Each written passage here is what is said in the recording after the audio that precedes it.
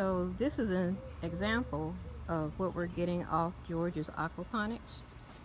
This is what happens when you don't need soil to grow food.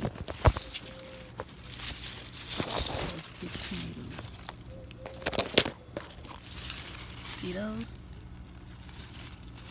Water and fish. Water and fish.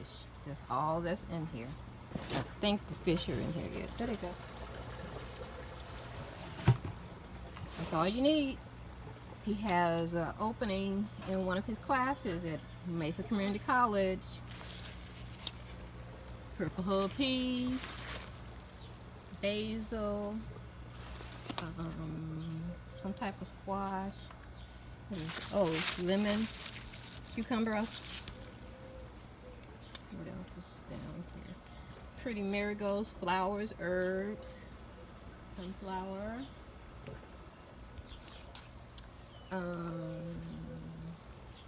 Squash over there.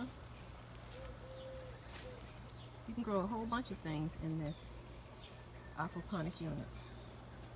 Peppers. We just picked some yesterday, so there you go. And bell peppers too. Here's a bigger one.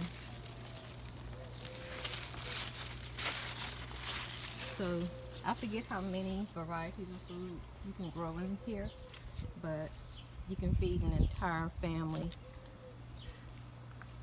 just like you could in a traditional garden. This is a kiddie swimming pool that we have in here.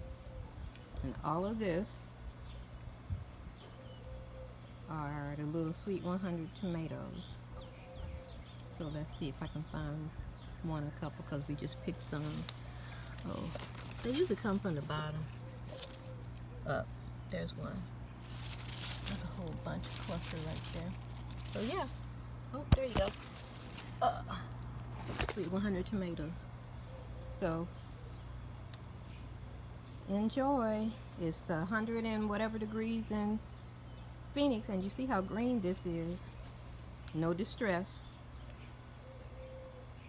I think I'll eat that later after. Oh, ooh, ooh, ooh, ooh! Look at here. Oh shoot! Shucky duck. Can you see it? Can you see it? There you go. Oh yeah, salad today. All right.